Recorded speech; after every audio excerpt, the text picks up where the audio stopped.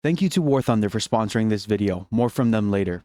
Have you ever been playing Left 4 Dead and come across something you just can't explain? From strange disembodied voices in the parish to stories of the death toll sewer monster, I'm sure you'll find something to keep you up at night. Just to be transparent, this is a compilation of every single unsolved mystery video on my channel, but I went ahead and added multiple extra sections, so if a section has the plus symbol in the front of its name, then that section is completely new to this video. So use the video chapters on the timeline or in the description for easy viewing. As always, if we hit 1,000 likes, I'll post some baby bunny pictures on my community tab. Join my Discord down in the description, but without any further distractions, let's begin.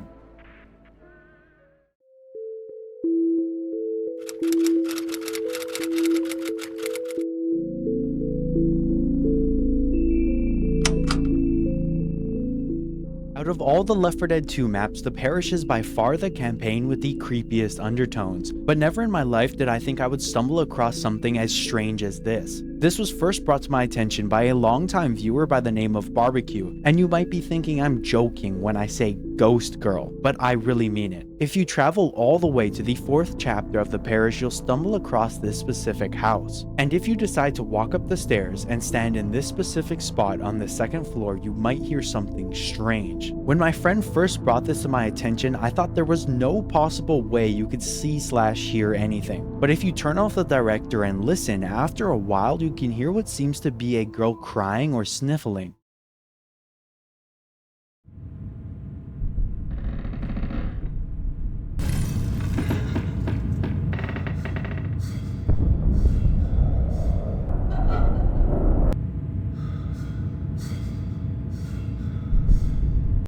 Now, I hate to point out the obvious, but there is no girl crying anywhere nearby. You can check this building and the surrounding area for hours, but you'll never find anything. Heading back to the 2nd floor, if you continue listening, you might hear what sounds like another voice. It's hard to make out since they can be quite faint at times, but it sounds like a man and a woman crying and sniffling.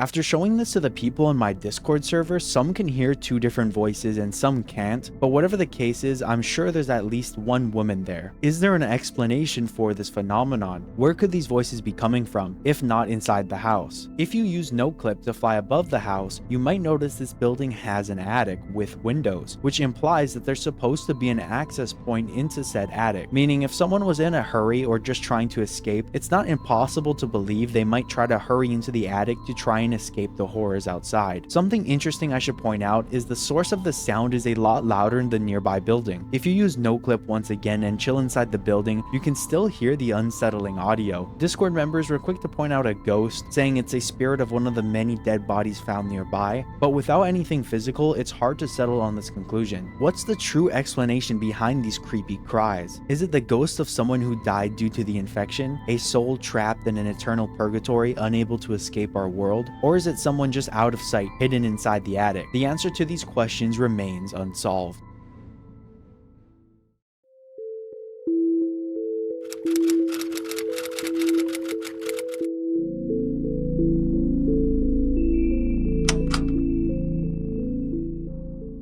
While playing through the Parish campaign, our survivors come across a cemetery at the end of the 3rd chapter, right before the safe room. Most players will run through this place pretty quick, but if you stop and listen, you might hear something strange. If you walk up to the graves, you can make out a faint sound. Amongst the gunshots and explosions, you can hear scratching.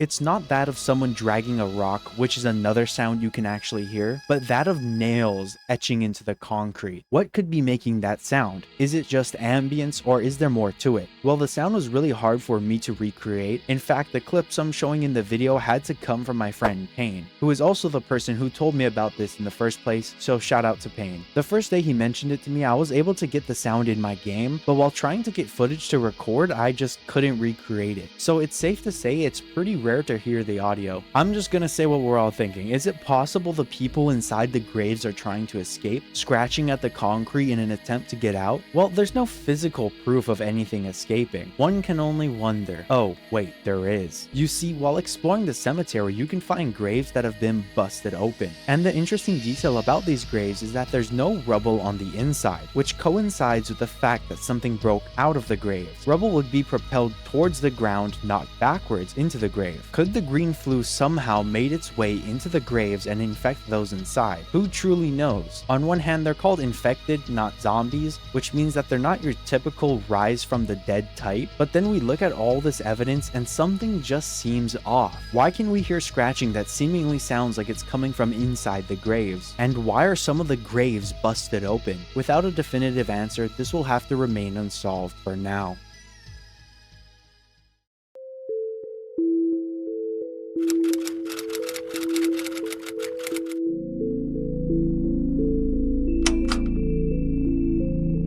If you've ever played the map Swamp Fever, you'll have most likely come across this hanging charger right before you cross the nearby river. There's a few details about this charger that make it a mystery. First is the most obvious question: why would anyone go through the effort of hanging up a charger? Second, was this individual tied up before he turned or after? And lastly, what was the message whoever put this here was trying to convey? Let's try and answer some of those questions. If we take a look at the charger's right arm, you can see that whoever tied him up here used more rope to tie this arm because it's bigger. So this shows that this individual would have had to turn into a charger prior to being tied up. If you look directly beneath the charger, on the ground lies a pool of blood. Not the craziest detail, but what that does tell me is that the charger was killed very close to the time it was tied up. Because if it had already been sitting around for days or weeks, most of its blood would have already dissipated. There's a few fan theories as to why I believe the people of this town would have tied up this charger. The first reason is that they tied him up as a trophy, signifying their ability to take one down,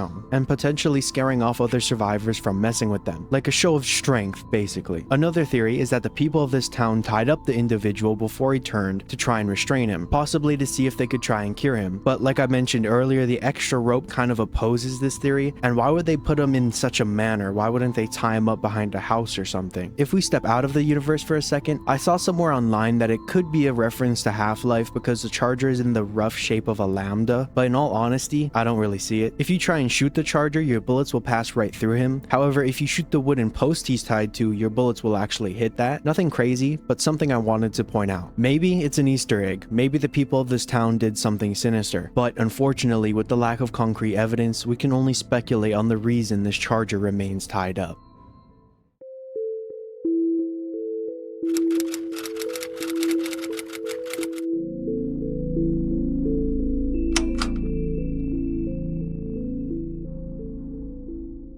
The next one isn't too crazy, so I'll try to keep it short. When you play through the Dead Center campaign, there's this part where you come to a gun store. Right as you enter the gun store, a man begins talking to our survivors over the intercom. He says you're welcome to take anything you need, and he'll clear the path ahead if you run into the store and grab him some cola. If you give me my cola, I'll get you to the mall. So let me get this straight. We get you your shit, and you'll help us get to the mall, right? Okay. You screw us, and I will kill you with your own gun. On my word as a gentleman, I will do no screwing, sir. With no other options, that's what our survivors do, bringing the cola back to the gun store and slipping it through an opening in the door. What makes this entire exchange interesting is the fact that our survivors don't typically speak to a lot of alive people. Other than people in evacuation sites and external media, there's only a handful of people you can get into contact with. So I wanted to pose the question, what happens to the gun store owner? Well, there's no real answer. Our survivors continue into the mall and eventually leave with Jimmy Gibbs' car, and we never see him again. The hopeful theory is that with the access to all his guns and ammo, he's able to defend himself long enough to live a peaceful life, or even escape the area if he needs. He seemed pretty happy with the cola, so I wouldn't be too shocked if that's all he wanted in life. Here's an interesting detail. If you use console commands to get the right angle, you can see him for a split second as he fires the rocket. His model uses the fallen survivor texture, and he sort of just appears and then disappears as the door opens and closes. It's possible he contracted the green flu from our group of survivors, but they don't come into physical contact with him, so he might end up being safe. Another possibility is that he's a carrier. Think about it. The entire area around him is completely infected. Anyone in the vicinity would most likely contract the green flu. so that further proves he might be immune. Although we can speculate on the eventual fate of our cola-drinking friend, his true fate remains unsolved. War Thunder is the most comprehensive vehicle combat game ever made, and is now available for free on PC, console, and mobile devices. Take command of over 2,500 tanks, planes, helicopters, and ships of 10 major nations, ranging from biplanes and armored cars of the 1920s to fighter jets and main battle tanks of today. Immerse yourself in the intense combat of War Thunder, where incredibly detailed vehicles, realistic graphics, and authentic sound effects place you right at the helm of the most powerful war machines of our time. War Thunder features a comprehensive customization system with countless camouflages, historical markings, and decorations for all types of vehicles, including community-created ones. Make sure to sign up using my links in the description and pinned comment. By doing that, you can get a massive bonus pack, available for new and returning players that haven't played for at least 6 months for PC and consoles. The bonus pack includes an exclusive vehicle decorator, Eagle of Valor, 100,000 Silver Lions, and 7 days of premium account. The bonus is available for a limited time only, so sign up now. What are you waiting for? Join a community of over 95 million players today by using one of my links in the pinned comment and description, and dive headfirst into the breathtaking experience that is War Thunder. With an unmatched wealth of high quality content to discover, there's simply no better game suited for fans of military history.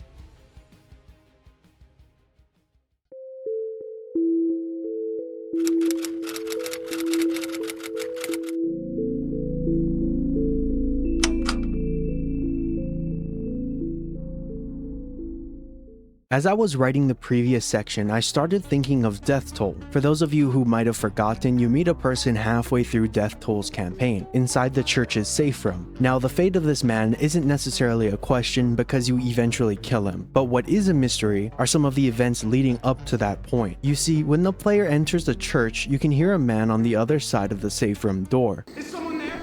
I've got a bell in here! I'm gonna start ringing this church bell if you don't say something!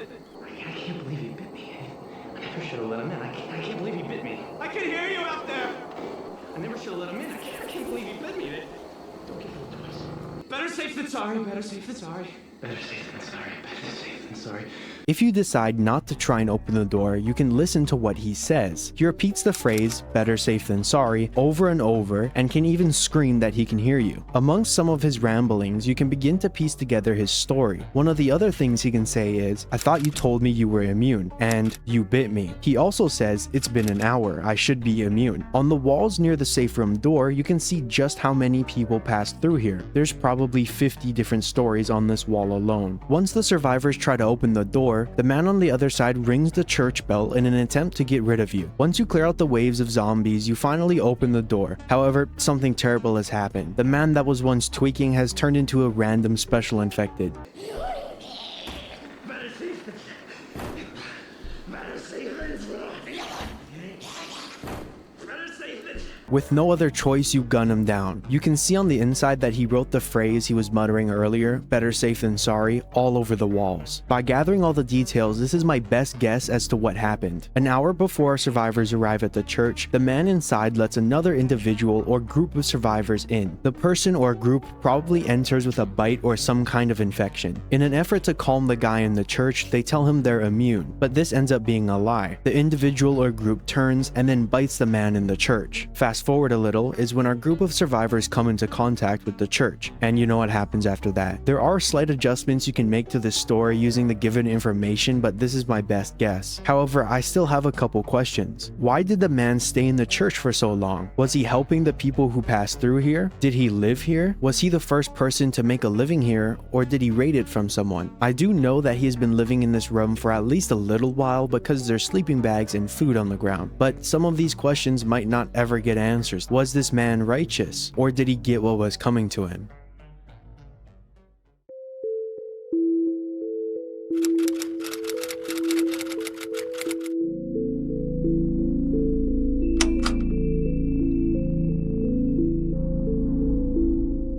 Now, this section might sound crazy, but give me a chance to explain. The story of the Death Toll sewer monster is a personal one. When I first started playing Left 4 Dead, it was on the 360, and this was Left 4 Dead 1 of course. Not only was I young, but at that age I had a crazy imagination. But I remember playing in the sewers of Death Toll like I always did. But one day I saw something out of the corner of my eye, something I called the Death Toll sewer monster. It scared me because I'd always played on easy. I was a bit of a wimp, so I thought I might have loaded up on the wrong difficulty, and maybe that difficulty had newer enemies. When I think back on what I thought it looked like, as a kid I pictured it similar to the Mudmen, with elongated arms and legs, with a broken jaw that would hang down. Now, it couldn't actually be a Mudman because if you remember, at the time they weren't in Left 4 Dead 1. They were added later in the second game. It was always out of reach, always out of sight. I would see it out of the corner of my eye and begin shooting it, but by the time I turned my head there would be nothing. What I think happened was that I probably watched a YouTube video and began imagining things. It's funny because I'd almost forgotten this story until I began writing this script and making the thumbnail. With mods on YouTube, I wouldn't be surprised if I just watched some wacky mod and then started thinking it was actually in the game. My dad is the one who introduced me to the game, so I would always talk to him about it. He would always brush me off because of course there's no sewer monster in Left 4 Dead. This is getting into creepypasta territory, but with the knowledge I know now, I can confirm there is no sewer monster in Death Toll's sewers.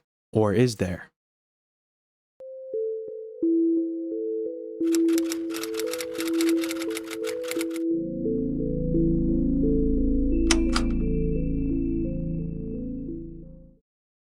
Many of you might know that Valve issued a Left 4 Dead comic series to explain the ending of the Left 4 Dead 1 survivors. Unfortunately, they never got around to making a comic for the Left 4 Dead 2 survivors, so their true ending is a mystery, upon which we can only speculate, and that's exactly what I'm gonna do. The last campaign our second group of survivors make their way to is the Parish. A lot of people who watch this channel are already familiar with the history of this campaign, but let me explain it for those who might have forgotten or just don't know. During the entirety of the Parish campaign, the military plays a huge role, constantly bombing the city, and from the environment we can see that they began shooting people. Piles of dead bodies lay outside CEDA evacuation sites. As to why exactly they were shot is a mystery within itself, but by reading the signs posted across the map, we know the military wasn't playing around. At the specific time that our group of survivors arrive in the Parish, the evacuation sites have all been overrun, but they decide to make an effort to head towards the military nonetheless. Throughout the entire campaign, the cast of characters slowly begin to realize what's happening, with Nick being the most vocal against the military. Crashed helicopters, dead bodies in safe rooms, weird signage are only a couple of things that they notice. They eventually make their way to a bridge and contact the military over a walkie-talkie they find on a dead dude. What the men over the walkie-talkie says is very important, and pay attention to it. The people over the radio ask if our survivors are immune. The survivors respond with yes. The survivors seemingly don't really react too much, but give some snarky remark.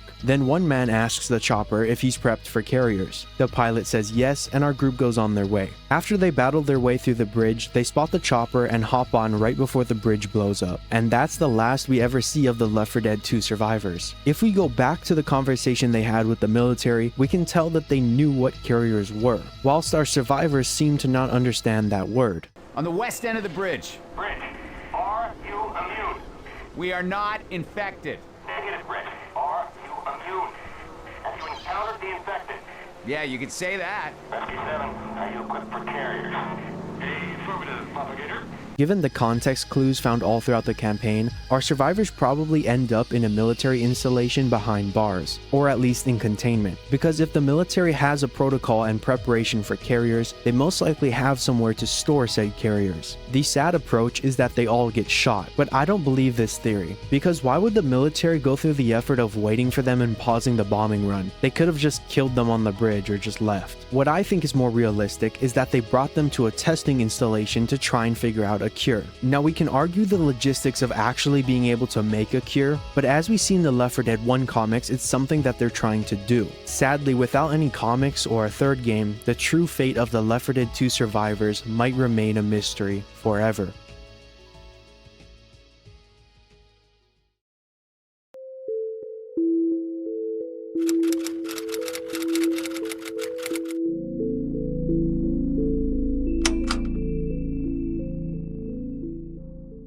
Left 4 Dead 2 has a lot of maps. Hard Rain is one of them. I would say it's kind of forgotten about a lot of the time. I have a love-hate relationship with this campaign because I love to play it on expert mode, but it's so challenging. And one of the things I've always wondered about this campaign is, why are there so many witches? As you get farther into the campaign, the later maps will have a ton of witches scattered throughout them, especially in and around the sugar mill. But why? Is there an in-universe explanation, or was it just a gimmick the game devs wanted to add? Let's take a look at how the witches spawn throughout the entire game. They seem to be placed randomly. Sometimes they're sitting, or sometimes they're walking around. There doesn't seem to be any real strategy to their placements. But then you look at Hard Rain, and all of a sudden that formula has changed. What's the big deal? Well, when I first began writing the reason for this theory, the most obvious option at the time was the rain. Maybe the rain attracts the witches somehow. We know that by playing the game, the witches are always sad, they're always crying. Maybe somehow the rain comforts them. By the time the survivors make it to the sugar mill, it's already raining. Not insanely hard or anything, but enough to attract the witches. And there's a ton of them. The survivors don't really comment on the weirdness of it. They can call out the witches and that there's a lot of them, but beyond that, they don't really talk too much about it. After searching through some Reddit posts, people claim that the witches are attracted to sugar, and not so much the rain. This would explain why they're so densely populated in and around the sugar mill. However, there's a problem that I have with this theory. I never see any witches eating or handling sugar. You could argue that they're more attracted to the smell, which is possible, but to that I'd say if they care enough about the smell, wouldn't they just want to eat the sugar itself? Maybe their zombie-like state prohibits them from actually consuming the sugar, but the smell isn't enough to attract them. Whatever the case is, watch your back the next time you play Hard Rain. The true reason as to why there's so many witches might be solved, but with the lack of concrete evidence, I feel as if it's a borderline mystery. Even if the sugar attracts them, why does it seem to just stop at that? Something mysterious to think about.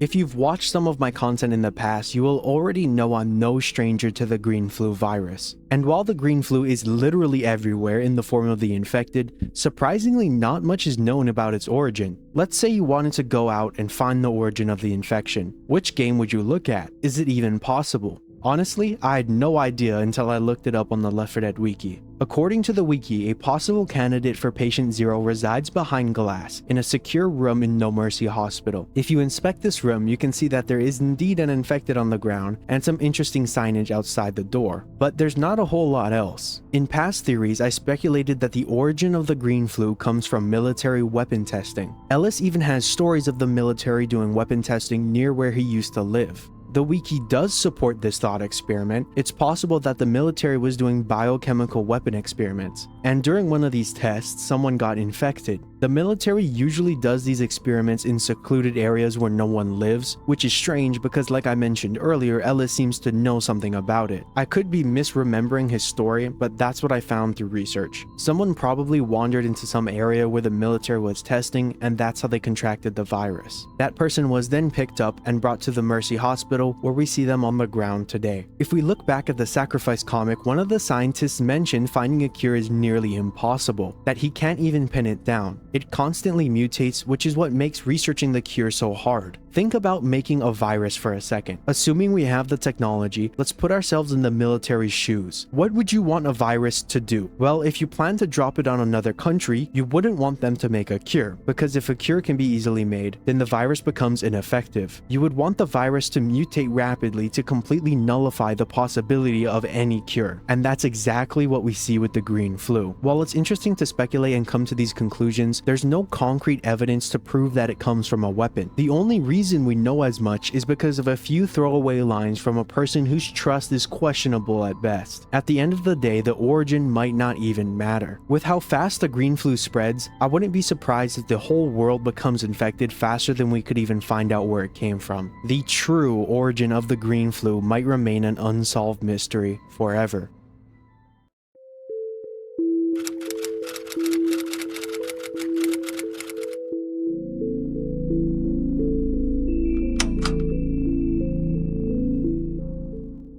In my last video, I talked about some of the survivors you can come across while playing Left 4 Dead 2. For those of you who don't know or might have forgotten, the Left 4 Dead 2 survivors actually meet a fifth character who sticks with them for 3 different maps. This man's name is Virgil, aka the friendly boat driver. The survivors first make contact with Virgil through a radio on the last chapter of Swamp Fever. After holding out for long enough, Virgil will blow open the plantation's front gate, allowing the survivors to run down the hill and hop on his boat. Rewinding a little bit, the conversation with Virgil is pretty short. One of the characters picks up the radio and says hello. Virgil says it's good to hear from someone and asks where you are. If you don't click on the radio a second time, he'll just keep asking you for your location, and if you interact with the radio, your character will mention the plantation, in which Virgil will respond and say to stay put, that he's coming.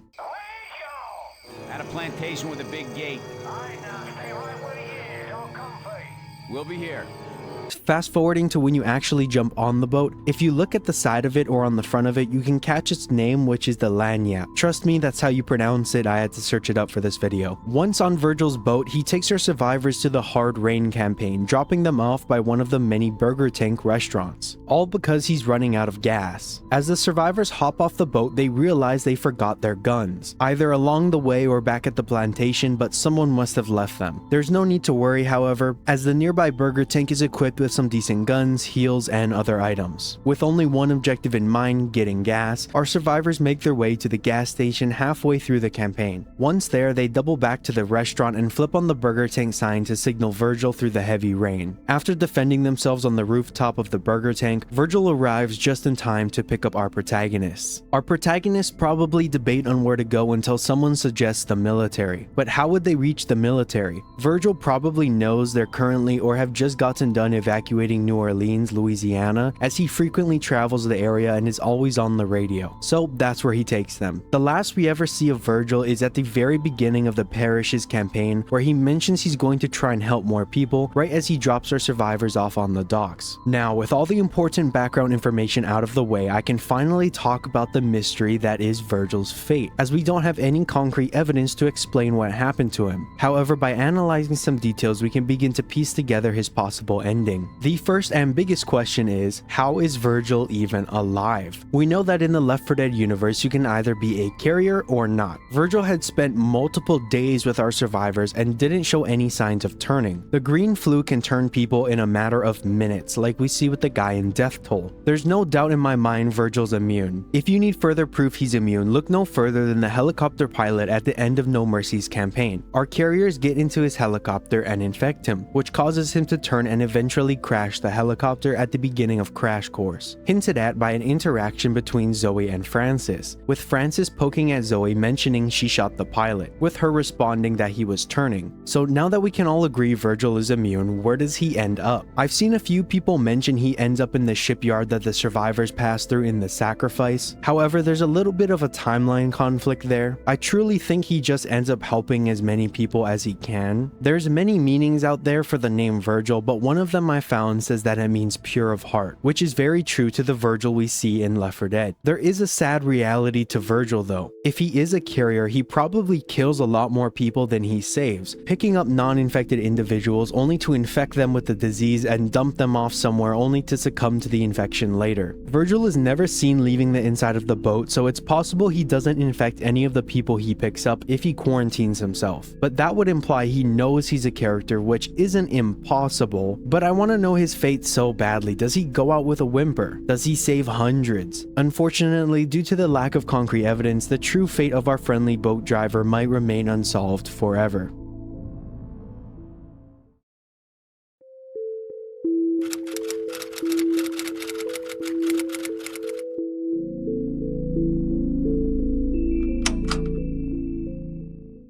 As you may have discovered through this series, Left 4 Dead has a few interesting characters. For example, the man in Death Toll like I keep bringing up, or Virgil. But one character that is constantly referenced in the early game of Left 4 Dead 2 is Jimmy Gibbs Jr. All throughout the Dead Center campaign, the characters make remarks towards a man known as Jimmy Gibbs Jr., which I'll be referring to as Gibbs, who appears to be a race car driver. Ellis and Coach in particular seem to be super big fans of his. According to the wiki, he's written an autobiography called Speed. I have no idea how they would have found out this information, but that's what it says. Gibbs is part of a group classified as uncommon infected, normal infected that have a slight twist. Think of construction workers that ignore pipe bombs or hazard zombies that are fireproof. How does someone come across Gibbs in-game? Well, leading up to this video, I've never seen him in-game, and I have hundreds of hours. According to the wiki, he can spawn every 15 days, making him extremely rare. Once he actually spawns, he has some crazy buffs. He's immune to the attraction of pipe bombs and bile bombs. It also says he's immune to oil blinding and fire in general. He has a whopping 3,000 health, but only 50 on easy mode. For reference, a tank has 4,000 health in normal mode, so he's pretty tanky to say the least. The mystery of Jimmy Gibbs Jr. comes in explaining why his zombie in particular is so strong. Sure, you could boil it down to a simple Easter egg that developers added,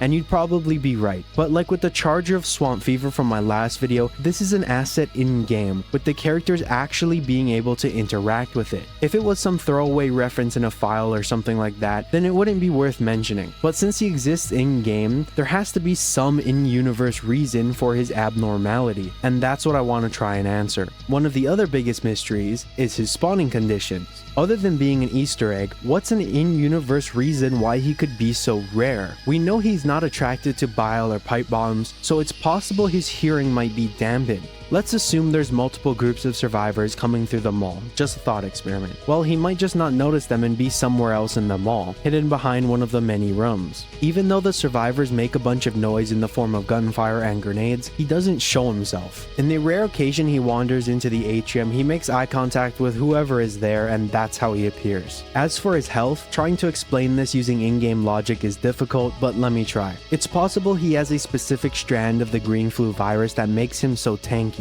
We know the green flu mutates constantly, so it's possible Gibbs has a version of the green flu that's specific to him. Maybe this version thickens his skin like the tank, but because he's wearing his outfit all the time, you can't really see it. This is why I love this series, because although there are out-of-universe reasons for everything, trying to find the in-universe ones is what takes more effort. Although I can speculate on the strangeness of our friend Jimmy Gibbs Jr., the true source of his oddities might have to remain a mystery for now.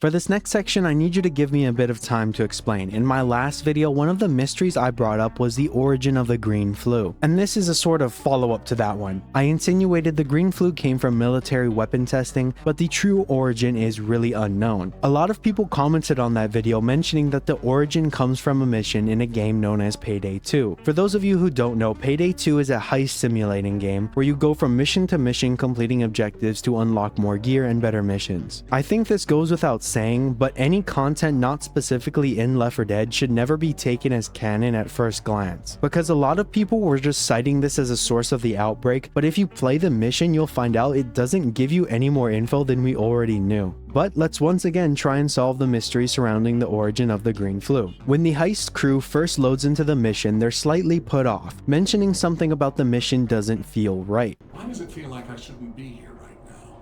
Fuck it. You here, ain't you? You're right where you're supposed to be, Duke. Something about this job ain't right, man. It's something. Remember, guys, the payoff on this one is important. Alright, man. You know what you're doing.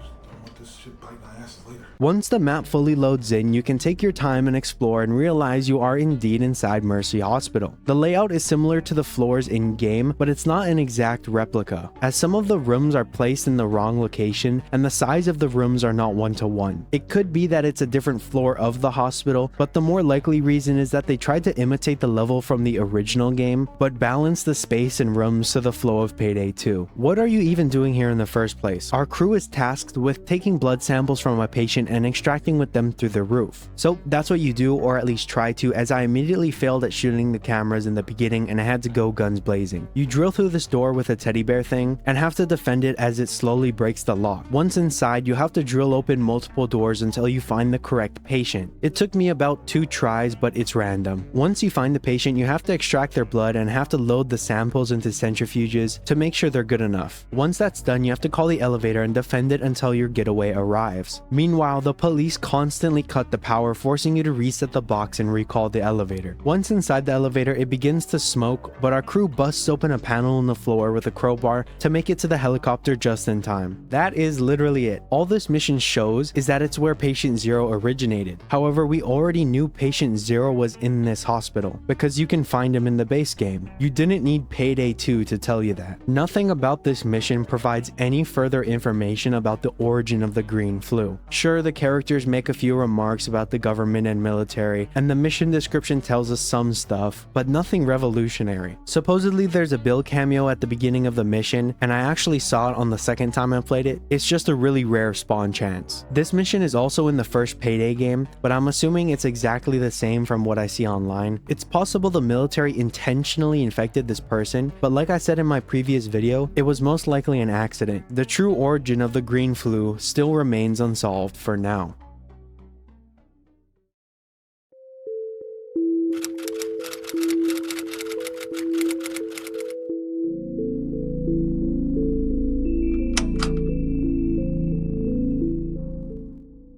Since we talked about Left 4 Dead content in the Payday franchise, I asked myself, is there any other game that has content from Left 4 Dead in it? And there actually is, in a game known as Dead by Daylight. You might remember earlier that I said if something isn't in the original game, it shouldn't be taken as canon. But I gave Payday a fair chance, so I want to give Dead by Daylight the same spotlight. I've played around 200 hours, but my friend Scooby Jew, also known as Eli Bottle Sniffer online, is a GOAT at Dead by Daylight, which I'm going to refer to as DBD from now on. Let's get into the actual mystery. That is Bill's fate. Left 4 Dead veterans will immediately tell you we already know what happened to him, that he died at the end of the Sacrifice campaign, and you can even spot his body when playing the Passing as the Left 4 Dead 2 survivors. But what if I told you there was a chance that despite everything you know, he's still alive? It's gonna require a lot of stretching and crackhead takes, but hear me out. DBD's matches are tied into the lore, where the characters are pulled from their universes to compete in trials against something known as the Entity. Once they complete these trials, they're sent back to their respective universes, which is how one could argue that even though the characters are in this game, it isn't canon breaking to their original storylines. But that's a point of debate. Imagine if that character was pulled from their timeline, competed in the trials, then entered right back in at that very same time like they never left. This is where Bill comes in. You see, Bill isn't the only piece of Left 4 Dead content in DBD. The other DBD characters have cosmetic items for some of the survivors in Left 4 Dead, but Bill is the only real playable character. Now we know that the Entity grabs these characters from other universes, but how could it be possible that Bill is alive in DBD but dead in Left 4 Dead? Well, picture Schrodinger's cat. It's a real thought experiment that deals with the concepts of quantum mechanics. Let's say there's a cat inside of a box that's strapped to a killing device that has a 50% chance of going off. According to quantum mechanics, the cat is both dead and alive until the content of the box is revealed. In this mini theory, I'm stating there's a chance that Bill was grabbed by the Entity the moment he was killed and transported into the DBD universe. If Bill escapes the trial and is sent back to his universe, he gets to live on. Like I said, this is a complete crackhead take. If you're still here thinking I'm sane, I don't know what to tell you. I just brought up quantum mechanics to explain a character death from a 2009 game. Now, I cannot stress this enough, you really have to know DBD's lore to understand where I'm coming from. But if you agree that the lore of the DBD universe doesn't infringe on that of Left 4 Dead, then Bill is still alive. But if you take the same approach as Payday, this is nothing more than a cool thought experiment. Is Bill alive? Is he truly dead? What's his true fate? That mystery might be deeper than you think.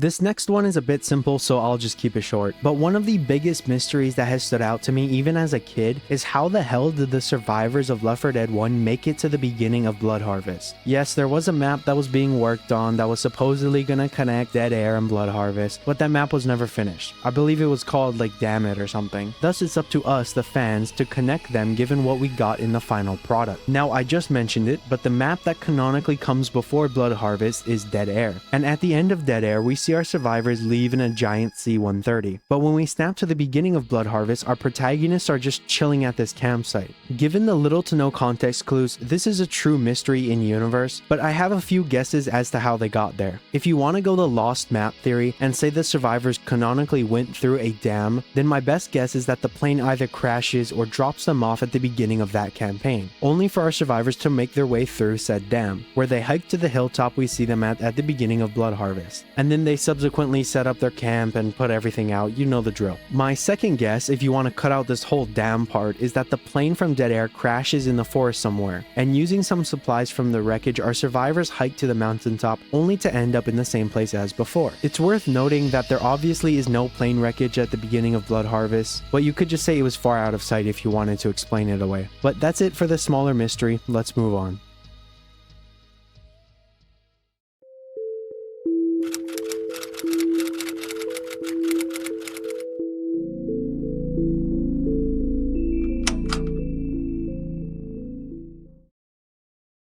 I was playing a Japanese map called Yama with my Discord community, which you should join by the way, and it made me wonder about the rest of the world. The mystery here is pretty simple, but has the infection reached other parts of the world, specifically other countries outside the American continent? Is there any evidence? Has it already happened? How could it be transported? All questions I aim to tackle. Throughout the course of the Left 4 Dead campaigns, the original group of survivors make their way to a map called Dead Air. I talked about this briefly earlier, and if you're watching this far, you probably know what this campaign is, but it's essentially an airport with the final chapter actually being on a runway. When our survivors arrive at the finale, a giant plane crashes right before their eyes, and as they look to their right, they notice just how many planes have crashed, which is no doubt due to the infection. This proves what we probably could have guessed, but the infection has made its way onto different planes. Now, just because an infected person was able to hop on a plane, that doesn't necessarily mean the infection is obviously in other parts of the world. It takes a bit more thinking than that. Let's say our passenger plane can hold about 200 people. The infected would have to get on the plane the moment it took off, or everyone would be infected, most likely causing the plane to crash into the ocean or never even leave the runway. We know from the events of the game and writings on the walls that people can turn in a matter of minutes. So having even a little bit of the infection stay on a flight for hours without causing any problems is a bit outlandish to me. There's also the possibility that someone turns into a tank, then say goodbye to that plane because he'll probably rip it in half. There is a possibility that the plane has a few carriers, so that even if the rest of the plane got infected, they would be generally fine, as long as they could dispatch of the overwhelming number of infected. There's also the possibility that no one turns into a tank, so none of the infected are able to breach the cockpit, which would mean once the plane reaches its destination, the infection would immediately begin to spread. However, with the sheer amount of flights, I wouldn't be comfortable saying there's a 0% chance it doesn't make it outside the US. There's other modes of transportation like boats. A giant cruise ship heading towards Europe could succumb to the infection and still land at their harbors. Picture the scene from Jurassic Park 2. I'm pretty sure the infection will spread out of the Americas, but has it currently? The infection has only been going on for a few weeks,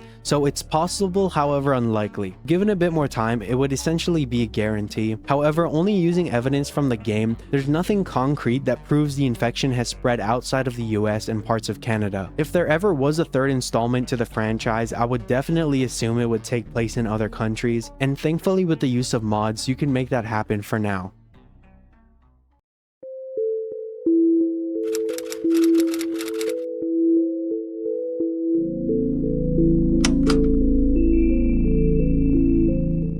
Throughout the events of Left 4 Dead 2, Ellis can go on and on about the events that have happened in his life, telling stories in situations where it might be better to stay quiet. But once you listen to all his stories, you begin to realize there's something deeper at play here, something more sinister. Ellis loves to constantly bring up a man known as Keith in his stories, so much so that there are even YouTube videos dedicated to the amount of tales Ellis has about Keith. From tattooing phrases on his forehead to receiving burns on 95% of his body, who is this guy? Why are all the stories Ellis tells about him strange? And is Keith even real? Well, the first thing I want to draw your attention to is the tattoo story, where Ellis explains that on a dare, Keith tattooed the phrase "I am a moron" on his forehead for $200. A pretty strange thing to do, but nothing crazy or mysterious so far. Just keep in mind the strangeness of his actions described by Ellis and the amount of them. The second story I want to talk about is the time Ellis and Keith made fireworks. Nothing crazy until Ellis points out that he suffered third-degree burns on 95% of his body, even going as far as to mention the next city over were calling to complain about the smell of burning skin. The third story I want to bring up is the time Keith tried to deep fry a turkey, which got him burned again, but this time on 90% of his body instead of 95. An important distinction because this is a completely different story. I haven't even begun to scratch the tip of the Keith iceberg, but the three stories I brought up are very important in analyzing Keith as a character, but more importantly, Ellis. You have some stories like the tattooing incident which are believable, but Ellis will throw something at you like burning skin stories. In the first one, he said that the city smelt Keith's burning skin, which is quite literally impossible, so it makes me believe he's making up a lot of these stories, or at the very least over-exaggerating details of them. But if he was just over-exaggerating the stories, how come Ellis has two completely different burn stories? The details don't add up. There's one other story I want to bring up, and that's the time Ellis talks about killing zombies with Keith, but realizes that it's with our group of survivors, and then quickly shifts to saying that he can't wait to tell him about it. Not an insane revelation, but important in understanding Ellis's mental capacity. If he is mixing up stories he formed in the last couple of days, who's to trust his stories he claims actually happened years ago? Here's what I believe. Keith is a real individual who existed at one point in time. Ellis met Keith and made many real stories, some of which he tells to our other survivors, but a lot of these stories he makes up, either to seem cool or just for attention, but either way his stories end up tiring out and even irritating our other survivors. A lot of times they end up cutting him off at the end of his story. I don't think Ellis is trying to be malicious with his stories, rather he's just misunderstood by a lot of his peers. Like I said, there's so many stories I left out. If I missed any important story or you think there's more, let me know down in the comments. However, there's no concrete proof that Keith exists. We only have Ellis's stories to go off of. So Keith could just not exist. Is he real? Is he one big lie? A mystery that might remain unsolved forever.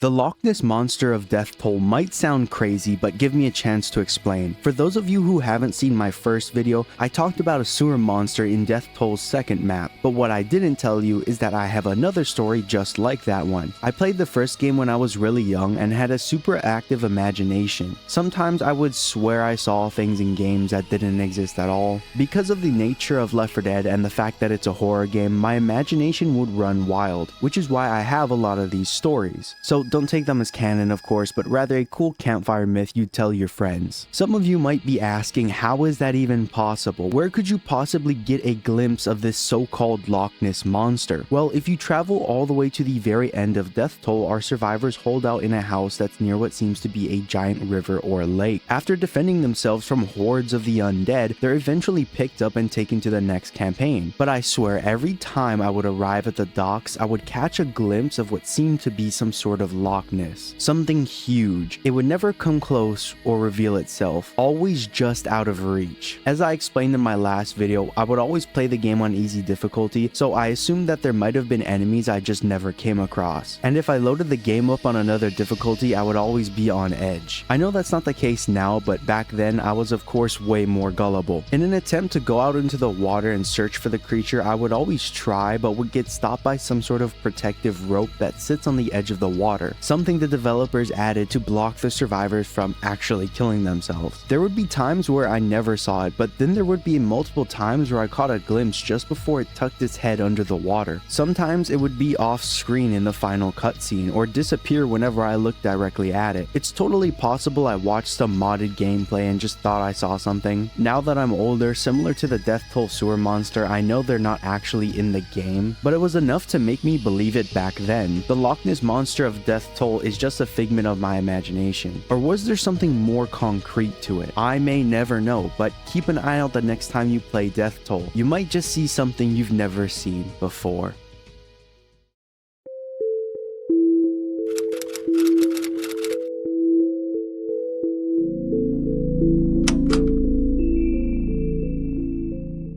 There are many strange campaigns in Left 4 Dead 1, but the one that sticks out to me as being the most unsettling is by far Blood Harvest. I mean, just listen to that name, Blood Harvest. Although the name is cool, I didn't come here to talk about the entire campaign, rather a set piece in the second to last map. Before we jump directly there, it's worth noting a lot of the strange scenes leading up to it for some potential context. Earlier in the level, the survivors pass by a barn and stumble across a pit of dead cows. Oddly enough, each and every one of their faces have been removed, not their entire head, rather all the skin and blood resulting in just the skull. Unfortunately, our survivors don't think too much of it and continue through the level without noticing anything is really wrong. That's until they make it to this one specific house right before the safe room. For a majority of the level, our survivors have been trying to follow the train tracks in an attempt to get to the military base, and that's no different in this chapter. As they follow the tracks, they realize there's a few derailed cars blocking their path, so they head down the nearby hill and walk beneath a house. And as they resume following the tracks, they stumble upon this very specific house I mentioned earlier. On the top are the words Ramsey, and next to the stairs lies some graffiti. If you just so happen to look to your right a little bit, you can spot a piece of furniture sticking out one of the windows. None of that compares to what our survivors find inside. As they open the door, they step on some blood, just to notice streaks of it all over the room, with the center of the room containing a giant thick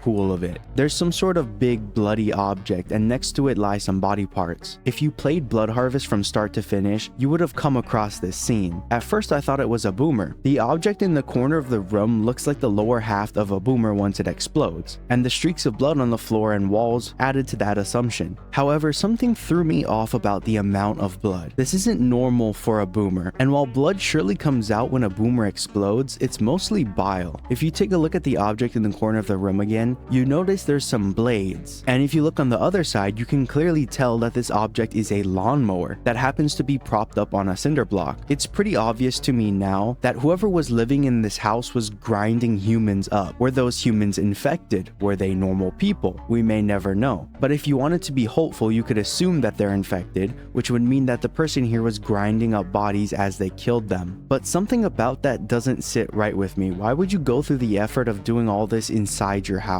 If you were just killing zombies, wouldn't it be easier to leave them outside? If you didn't want the infected just lying around the outside of your house, you could just drag them into a pile and dump them somewhere. Why go through the effort of shredding them? I think it's more likely it was done for food. Next to the streaks of blood, you can find empty cartons of food, or what might have been some type of liquid. And if you search the rest of the house, you can find trash littered everywhere. My personal theory is that the person inside this house tried to stay here indefinitely until their food ran out, and in a desperate act of survival resorted to cutting up people for food, either other living people in the house or infected, but whatever the case is, somebody got grinded up. It's possible that this was done as self-defense, that maybe an infected wandered into the house and that individual had nothing but a lawnmower at the time. However, the fact that the lawnmower is propped up on a cinder block puts a wedge to this thought experiment, because that's a clear sign it was intentionally placed there and wasn't just used by accident. The cows from earlier could be a sign this person was doing crazy things not only here but in other locations, but I've seen some other theories about those dead cows, so it's possible they have nothing to do with this. Who did this? Why in this house? Were their intentions malicious? This scene, along with endless questions, will have to remain unsolved for now.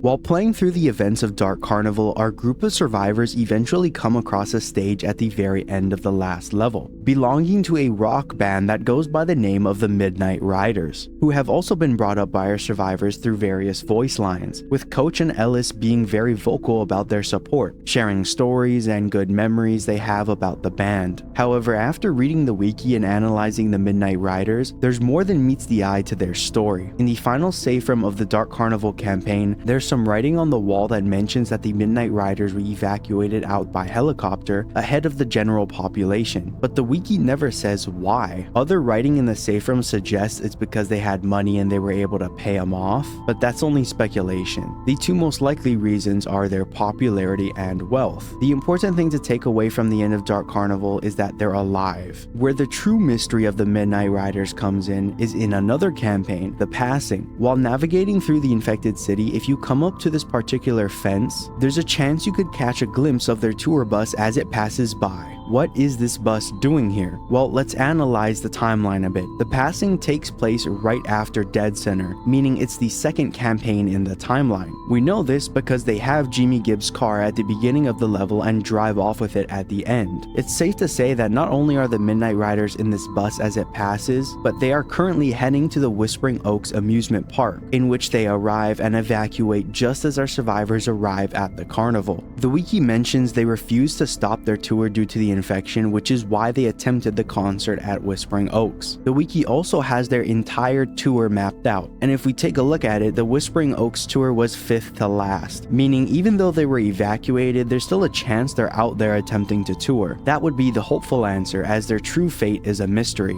I would love to see a campaign where we get to play as them. They have 4 male characters which could all be carriers. We know it's more likely for men to be carriers due to the way immunity works, so it isn't unbelievable that we could get an all-male cast. The very last tour location they had set up was Cleveland, Ohio, which would be a super interesting location for a campaign. Unfortunately, not much is known about their fate once they were evacuated. It's unlikely they would be able to resume their tour if they were under government protection. Will we ever see the Midnight Riders again? Are they even alive? Where are they at the end of the Left 4 Dead 2 story? This might remain a mystery forever.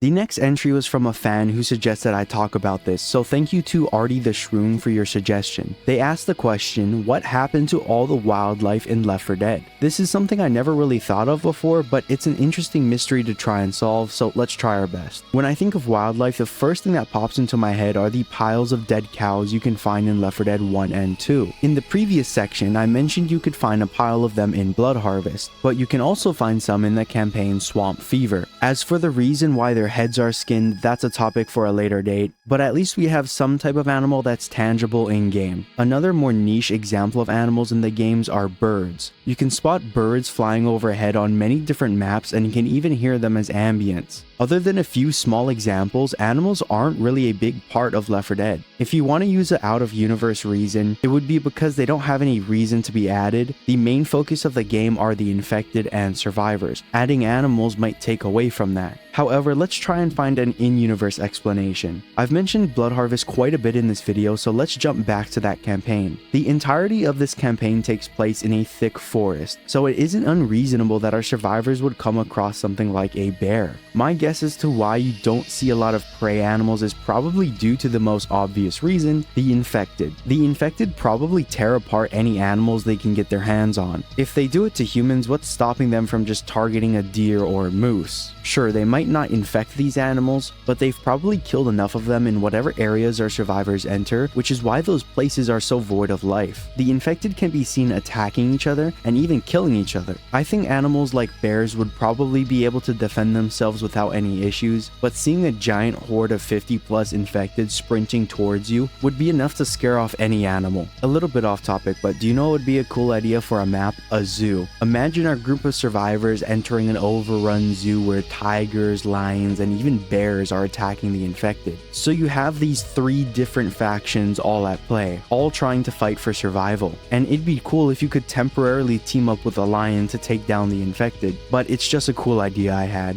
The lack of animals in the base game always put me on edge, and until I started thinking about it, I always had this weird feeling that the world was missing something. That yes, the infected are killing people, but the world should still be full of life. But after talking about what we have, I can see that the green flu isn't just detrimental to humans, but to Earth's entire ecosystem. And while we don't have any concrete proof of infected attacking animals, I think it's safe to say they're in just as much danger as we are.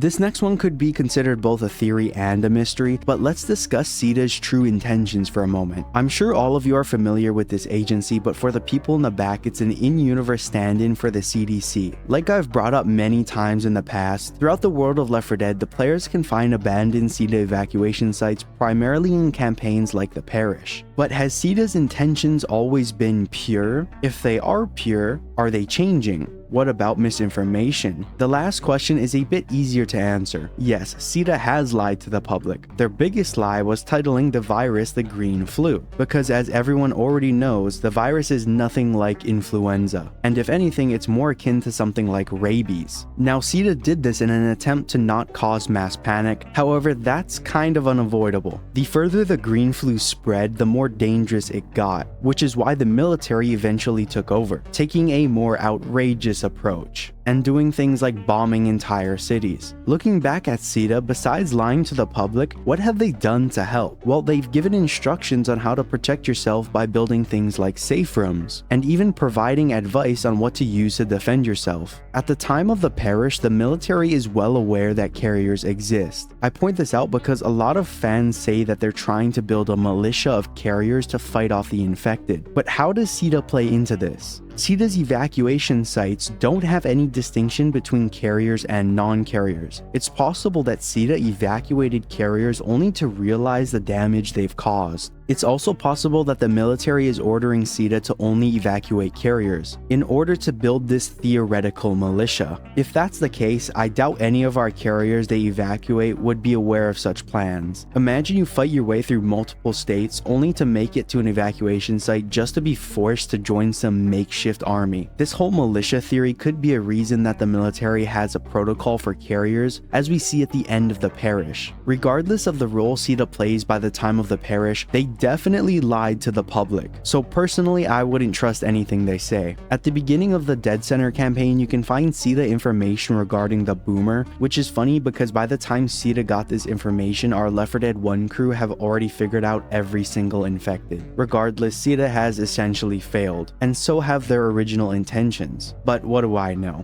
Their intentions could still be a mystery.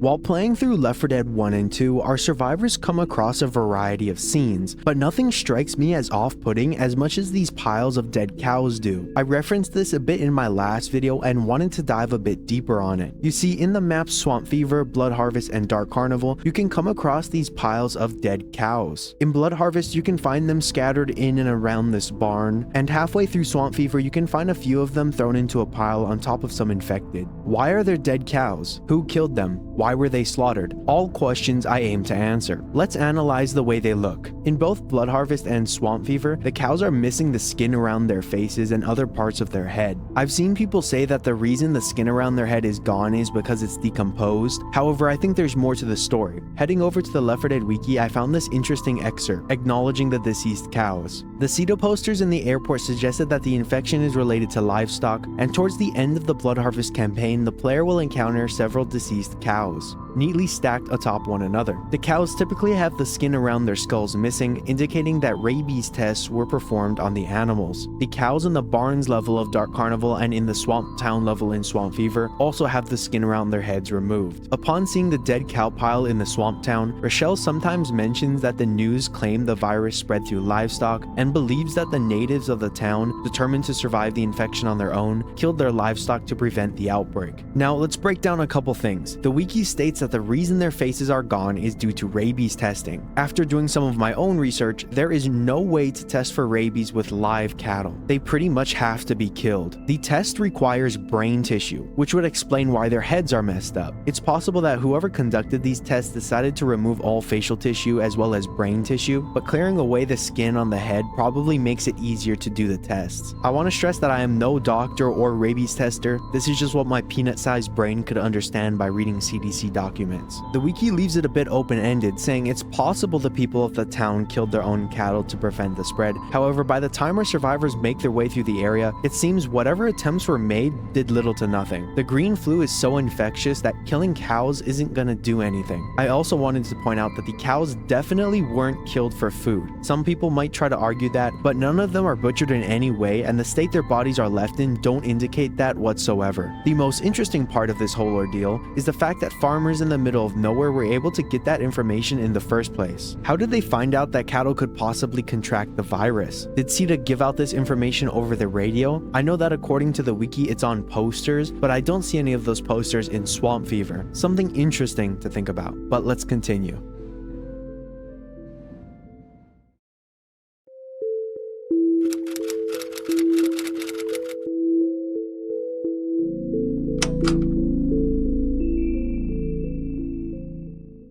The next entry was provided to me by a fan in my Discord, so thank you to @theGoodOldWill for your suggestion. While playing through the Passing, the Left 4 Dead 2 survivors can come across this specific room. Inside this room sits a single suitcase full of $100 bills and 5 guns. 4 are your regular pistols and 1 is a Magnum. What is this suitcase doing here? Why all the money? Who did this? Let's begin to tackle some of these questions. In order to try and solve this mystery, I tried to use the environmental storytelling as I thought there would be some hint nearby. The first thing I did was to check the rooms closest. Most, if not all of them, seem to be the exact same thing. A bed with some blankets or pillows and other junk. Occasionally you can find a Molotov or pipe bomb, but it's pretty rare. At the very bottom of the building sits a bar, and next to it is a bathroom and a pool area. Pool the game, not the hole with water in it. There's a bunch of writings on both the pool room and the bathroom walls, but nothing seems to explain the suitcase. While recording gameplay, I caught Coach's response, which seems to be him singing part of the Midnight Riders song as a reference to the briefcase. A suitcase full of pistols and money. And according to the wiki, Nick says he likes how this guy packs. And Ellis will say, hell yeah, and Rochelle will jokingly ask if it's Nick's suitcase. The wiki states it's just an Easter egg, but since it exists in-game, there must be some canon explanation.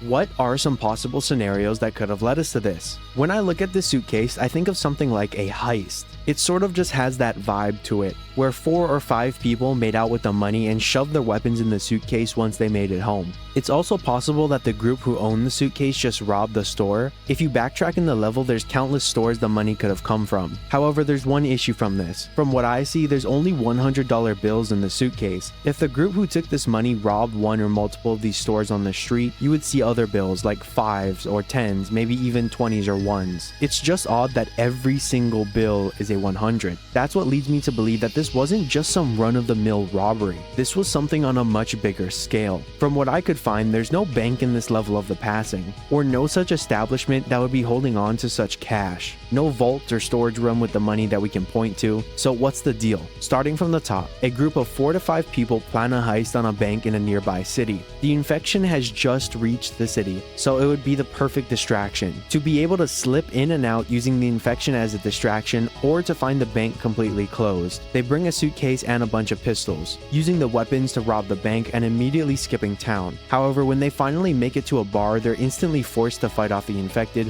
where they probably die. I assume that the heist was done during the infection, otherwise the money would have probably been used, and the bodies that lay on the floor near the suitcase could be the group, but there's no concrete evidence. It's important to remember that this is just what I can think of. As I said before, there's little to no evidence to go off of. This scene truly is an unsolved mystery, and it might remain like that forever.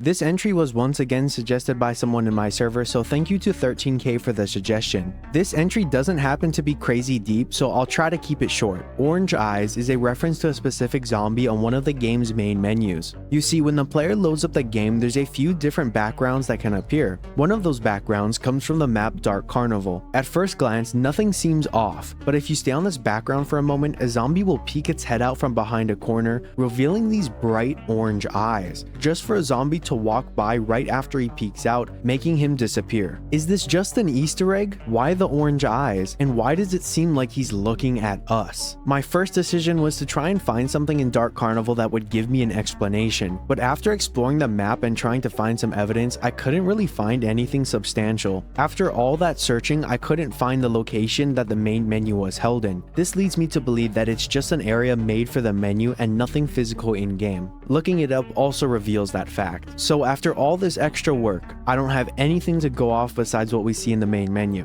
While you could just explain it away as an Easter egg, what I find interesting is trying to prove it within the universe. It's a bit tough because all we have is this scene and not an area I can dissect, but I'll try my best. The orange eyes could be a separate mutation, but I believe the zombie is intentionally trying to break the fourth wall. When it peeks around the corner, it's not looking at any other zombie, it's not looking at something on the ground, it's looking at you, the player. It creeps me out because nothing else in the game does anything like this. Taking a look at the normal infected, they have small whitish eyes, but nothing near as bright as the zombie we see in the main menu. Is there more to the story? Is the zombie self-aware? Questions we might never get answers to.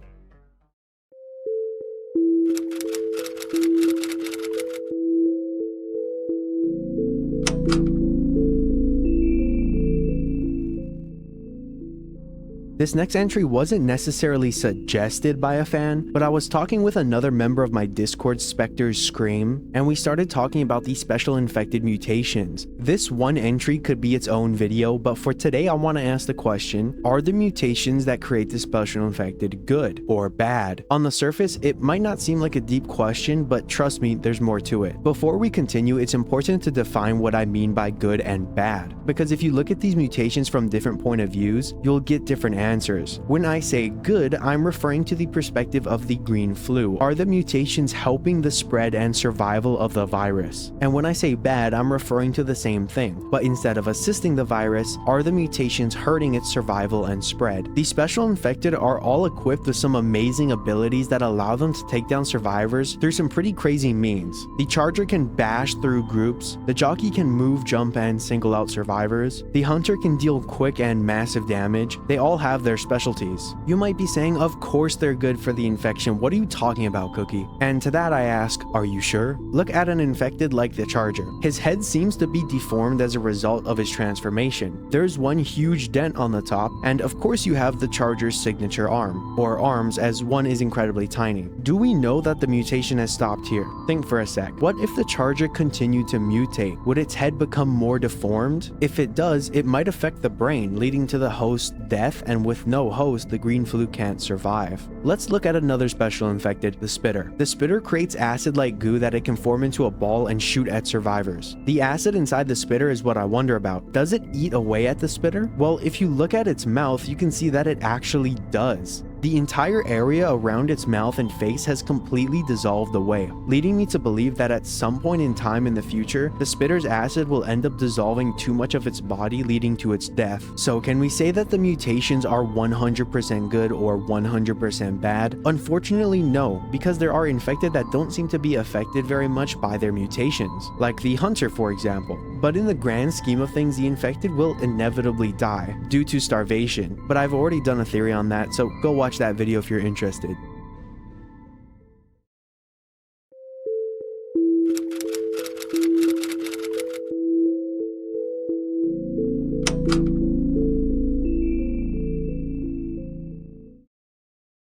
This entry is a reference to the very first map in the campaign, Death Toll. As the survivors get out of their vehicle and make their way forward, they come across this bridge. The characters can even point out how the bridge is down and they need to make their way around it. But have you ever stopped to ask yourself why the bridge is in such disrepair? Is there any evidence in the area that would provide a reason for the destruction? If so, what evidence? When I first started analyzing the area, I noticed there seemed to be some sort of truck on the bridge. And after further inspection, there's a chemical warning sign on the side of it. Many people at first will immediately point to this truck as the culprit and the reason why the bridge is destroyed, saying in all the commotion the truck probably just blew up. However, I don't believe that's the case. If this truck was carrying something like gasoline, there'd be nothing left. bits and pieces of the truck would be scattered everywhere, and the nearby cars would all be destroyed or lit on fire. Instead, the truck only has one tiny opening on the side where a small flame peeks out. Nothing to indicate a giant explosion resulting from this truck. Now that I explained away the truck, what else could have caused the bridge to go out? My two working theories are either a tank or a bomb. Let's talk about the tank theory for a second. Assuming the tank got under the bridge somehow, if it were able to knock out the supports, it's possible that the bridge could collapse. However, after inspecting the bottom of the bridge, there's no indication of any supports existing. I don't see any broken pillars or rubble resulting from said pillars. There does exist some rubble on the ground, but this is most likely due to the top part falling and not from any type of support. There's a possibility that the tank broke the bridge from the top, but with no concrete evidence of a tank existing, this theory is pretty hard to prove. The next option we can look at is a bomb, either dropped by the military or manufactured by other survivors. The military doesn't really get involved until in Left 4 Dead 2 at the events of the Parish, so bombing raids isn't something I think happened. It's definitely possible, but I don't think it's super probable. What I 100% believe what happened is that a bomb was manually planted here by some of the other survivors, in an attempt to slow the infected or to stop people from continuing to Riverside. It's the only thing that makes sense to me personally, as there's little to no evidence of anything else. What really happened to this bridge? Why so much destruction? This might have to remain a mystery for now.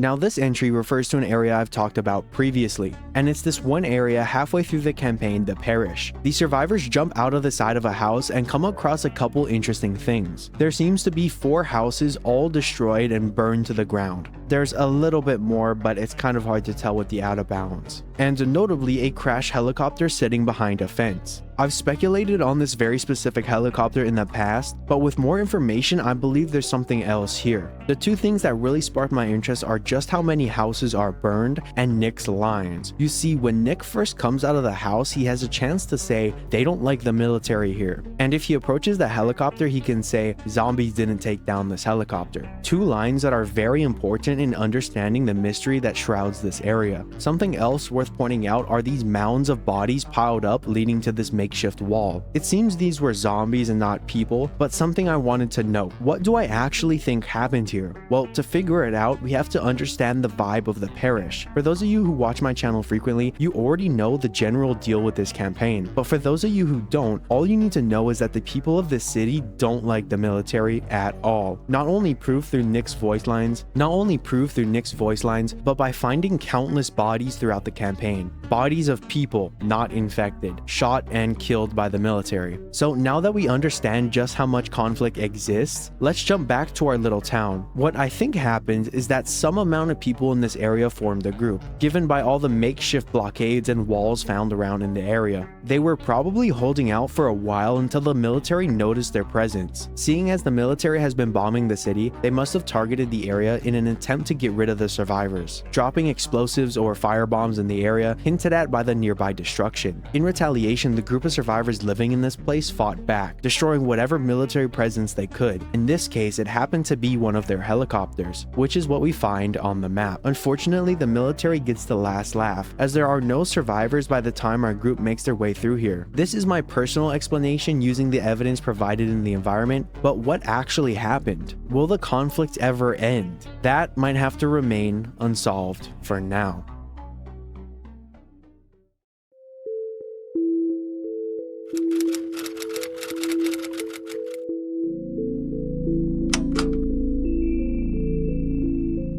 There are many recognizable campaigns in Left 4 Dead 2, however the campaign Dead Center is particularly popular among the community, typically for those who play versus. But what if I told you the very first map of Dead Center held one of my most personal favorite mysteries? You see, as the players spawn into the map, they make their way down the Savannah Hotel, only to realize it's on fire. What caused the fire? Was it intentional? Was it an accident? Did it start before or after our survivors arrived? Let's analyze some of those questions. The first one I want to try and answer is the how. How did this fire begin in the first place? Since there's so much of it, in the beginning it felt like a pretty daunting task. However, I noticed a very small detail that would assist in narrowing down the cause. The very top level has barely any fire, but as you go down the floors, the amount of fire begins to increase. A pretty simple detail, but an extremely important one. The fire must have started on a floor lower than that at which we started on. Imagine a piece of paper 100 feet long by 100 feet wide. If you started a fire directly in the middle and let it expand for minutes, it would generally spread even in all directions. And as you trace back the burned parts of the paper, you make your way to the center, you'll begin to realize that the more destruction you have, the closer you get to the source. Now, there can always be other variables like explosives that might cause bigger damage as the fire grows, and other factors like thickness, coating, or wind. Try not to overanalyze what I'm trying to convey, but we'll just use this information as a general rule of thumb. Turning our attention back to Dead Center, we find the most destruction and fire at the very bottom of the hotel. As the elevator doors open, our survivors are met with a giant cloud of smoke. Coughing and wheezing their way out of the elevator, they notice the entire lobby is set ablaze. With no time to linger, they hurry through the hallway and maneuver their way through the kitchen, narrowly avoiding the flames. With so much fire at this bottom level, it makes it hard to pinpoint the exact start of the fire, but I definitely know it started on this floor. Before jumping to any conclusions, I decided to search through Reddit to find if anyone had a good guess. A lot of people pointed out the kitchen, explaining it was probably a gas leak that really got it going. There were many individuals passing through here in order to get to the chopper, so in all the commotion, it's possible someone caused an accident in the kitchen, where one thing led to another, resulting in the massive fire. It's also possible it was caused by the infected. They could have bumped something over and started it that way, but the more interesting theory is that it was started intentionally. It's possible that as people made their way through the lobby and lower levels, they realized just how many infected there were, opting to start the fire to try and slow them down, but unfortunately we know this didn't work because there's infected on every floor of the hotel, as you can find out by exploring. Another possibility is the fact that someone could have just chucked a molly into one of the rooms on the bottom floor, starting the fire that way, but there's not a crazy amount of concrete evidence. If there's anything I missed, let me know, but let's move on to the next section.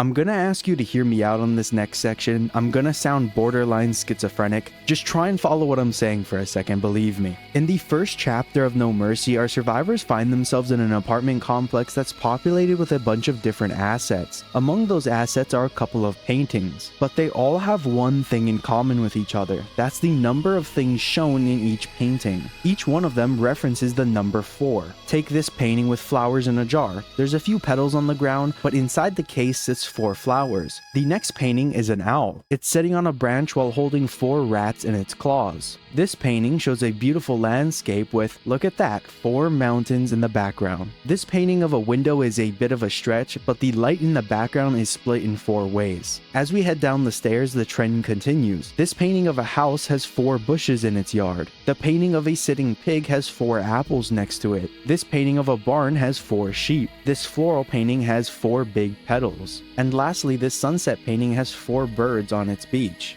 I know what you're screaming at me, Cookie, hop back on your meds, it's for your own good. But in all honesty, I swear I'm not the only one who thinks all the references to the number 4 are kind of weird. I might have watched a video somewhere or read it a long time ago, but while playing around in a private match, I noticed the references. If you know someone who made a video or someplace that references this, let me know, please, because I sound like a schizo and my entire Discord doesn't believe me. What specifically could these paintings be referencing? As in, what does the number 4 mean in terms of these depictions? Well, the first thing that comes to my mind are the survivors. There's 4 of them. The painting that stood out to me the most was the one with the birds on the beach. Something about it just has this vibe, one of despair and loneliness, yet one of extreme persistence and pride. In a way, all of these paintings are their own metaphors for the survivors. Some more than others, of course. The floral one could be a bit hard to explain, as well as the mountain and the window one, but looking back at the sunset painting, it reminds me of Blood Harvest, where after such much hardship, our survivors finally reach the military, heading off into the sunset until they find out the military plan is a bust, only to be right back where they started, just like these birds, chilling on a beach, unsuspecting of something like a wave. Am I looking too much into this? Am I turning into a crazy overanalyzing Left 4 Dead YouTuber? Yes, but if anything's clear to me, it's that Left 4 Dead has a bunch of details hidden right under our noses.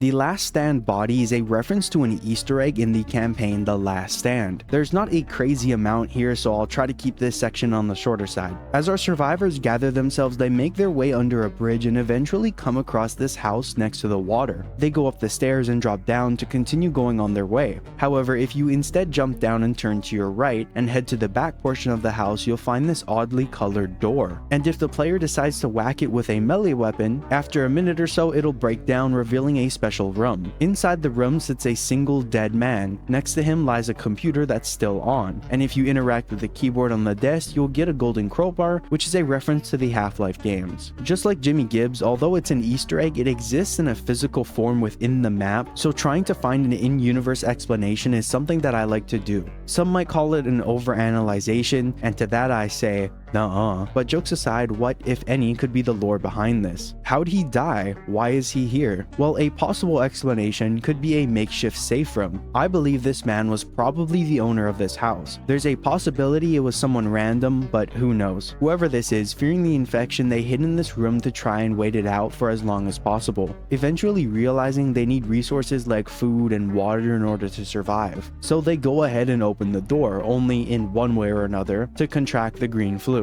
Fearing the worst, they nailed the door shut out of fear or losing their mind, just to die anyways. There's a few problems with this, like why is he actually dead and not a living infected? It's possible he starved to death once he turned into the infected. However, there's another more simpler theory that I think is pretty funny. The possibility that this man was so deep into his work on his computer, he didn't even realize the infection was a thing and just died. This doesn't explain the closed door, but at this point I've already looked too deep into it. Was this man a scaredy cat? Did he work himself to death? Whatever the in-universe case is, we may never know for sure.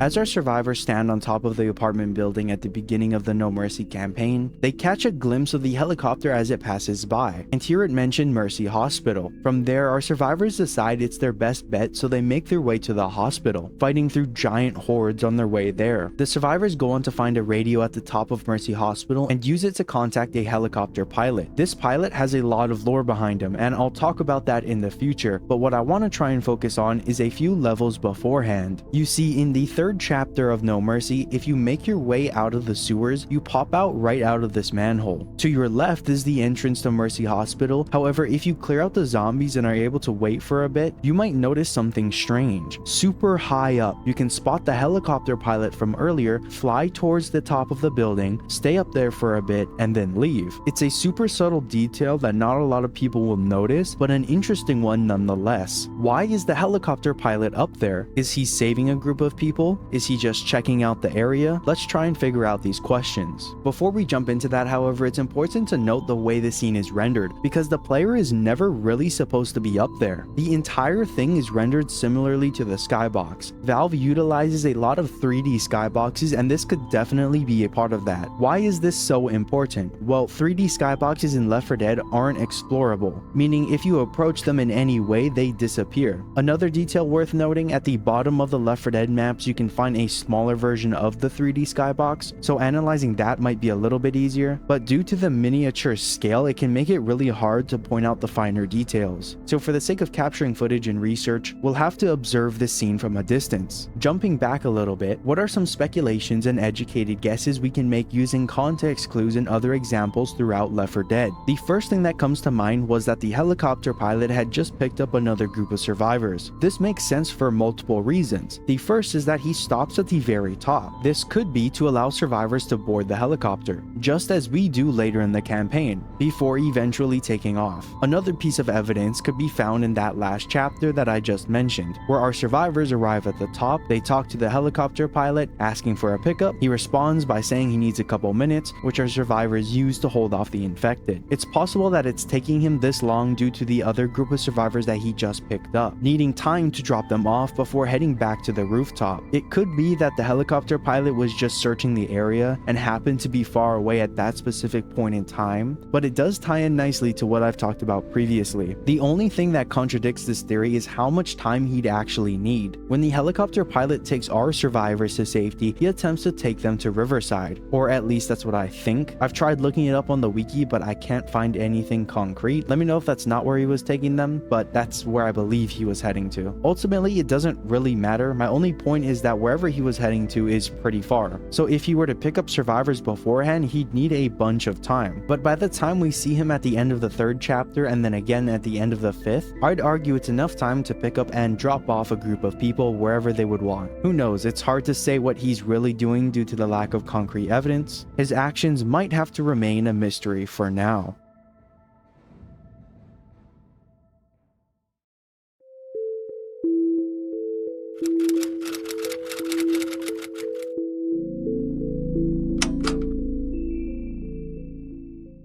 The Sacrifice Shipyard is a reference to an interesting detail you can come across in Left 4 Dead 2. In the Sacrifice campaign, our survivors can come across a boat stuck in some shallow water. There's a boat that looks oddly familiar. On the side of the boat, you can find the word St. Lydia 2. This happens to be the exact boat that picked up our survivors at the end of Death Toll. Same shape, same colors, same name. For the longest time, I thought this was nothing more than a cool little reference, but then I remembered that both of these campaigns are canon, so it is in fact the same boat, not just a reused asset. It's also worth noting that a duplicate of this ship can be found a couple feet away. However, this one's name is purposefully hidden, so although it's the same asset, I believe they still intended it to be the ship from Death Toll, but also just reused the asset over here. Now that we've established it's the same boat that's in Death Toll, I've got a couple questions. What happened to it? How did it end up here? And what happened to the couple who owned the boat? Let's start with that last question. For those of you who don't know, the St. Lydia 2 was a boat operated and owned by a couple who stayed in the boathouse at the end of Death Toll.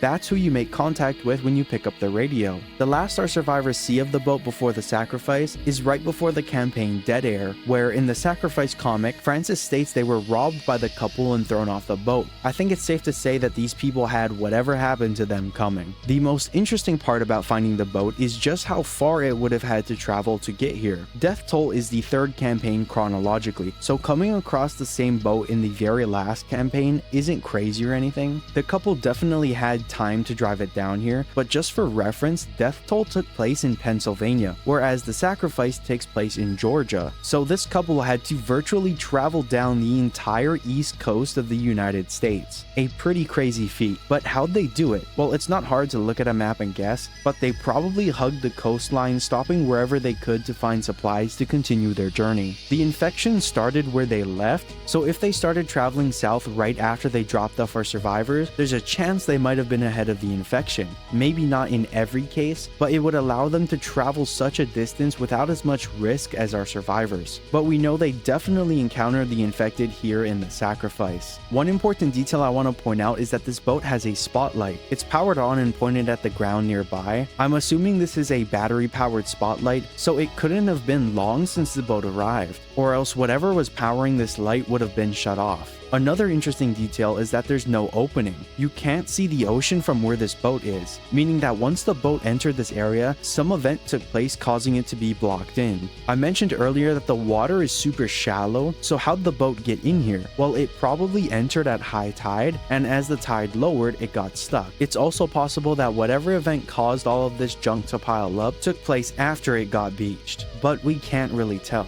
The only question I have left is, what happened to the couple? The only bit of evidence I could find is this bloodstain, and occasionally loot can spawn next to it. They could have tried to defend the boat but got overrun. If the tide rose, I would see all this evidence getting washed away, so that could mean two things. It happened literally within a couple of hours of our survivors getting here, or the tide was stopped at some point. It's possible that the tide was initially low, all the junk at the entrance then blocked this area, not allowing the water to rise in this zone, but still being able to rise perfectly fine on the other side. What really happened to this couple? Did they both perish? Is one still alive? Unfortunately, this might have to remain a mystery forever.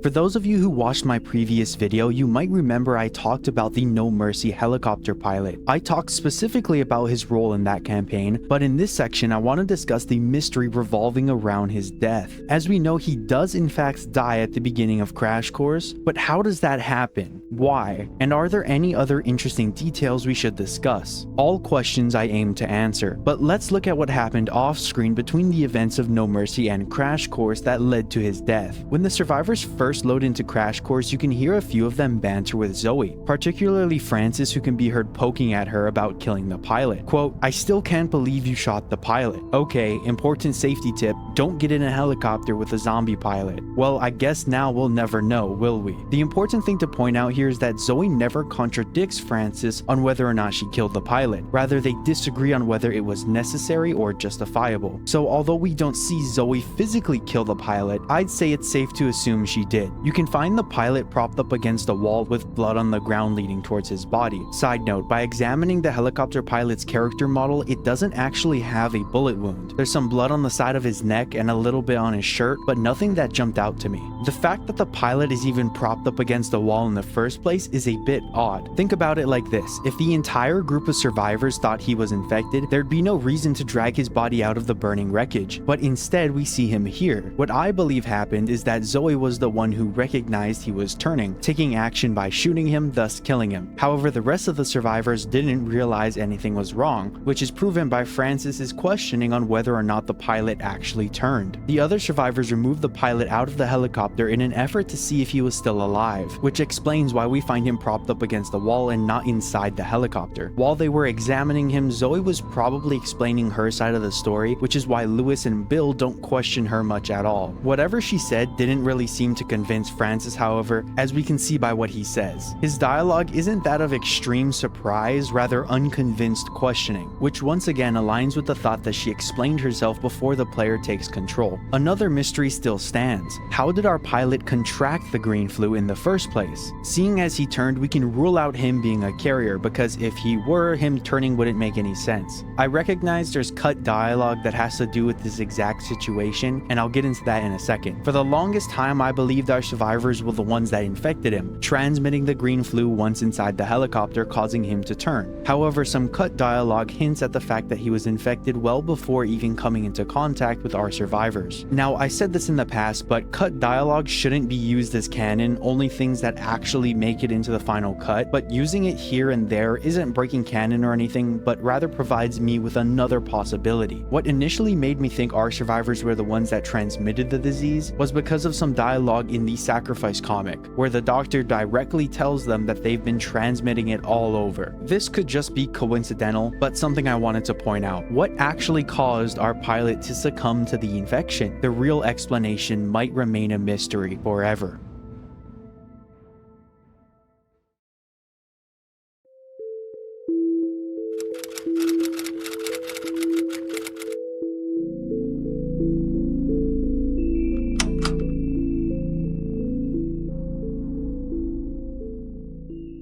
The next entry was suggested by a member of my Discord, so thank you to Amari. This is a shorter one, so I'll try to keep it concise. While playing through the campaign Death Toll, halfway through the map our survivors pass by a blue bus. This is the only time we see this specific bus. Why? Is it significant, if at all? And what's the story behind it? On the front of it are the words Valley Church, and just like you might have guessed from the name, this bus belongs to the Valley Church. I live in Hawaii, so my experience might differ from a lot of you, but I've never seen a church bus in my lifetime. After doing some quick Googling, church buses are a thing in the real world. They're just a bit rare. A lot of people think of children when they see a bus because of things like school buses, but this one in particular doesn't mean that the entire bus was full of children. If it was, that'd be pretty dark. Most of the time, they're just used for members who don't have a ride and need some way to get to church. Let's analyze the environment around the bus. The front of the bus is slammed directly into a tree. Next to it lies a dead man and a couple of item spawns. Most notably, the engine's on fire and the door to the bus is all smashed and bent. According to Google, a bus engine takes about 20 minutes to become fully engulfed in flames, and the fire would burn out after 45 to about 60 minutes. Not all buses are the same, of course, but that means this fire would have had to been lit fairly recently. As fire can't stay lit forever, I think we all know that. There's military presence all throughout Death Toll, which is what I'll talk about in the next section, but there's a possibility that this bus was commandeered by the military for evacuation, but due to all the disrepair, I feel like that might have been unlikely. The darker theory is that members of the church were just chilling in the bus when everything went haywire, resulting in them being trapped inside. But the fire timeline along with the military in there, that kind of mixes, so who knows. Maybe there's nothing much to this bus, or maybe it played a larger role. I saw the interesting and unique model and decided to talk about it, but the real mystery behind this scene might have to remain unsolved for now.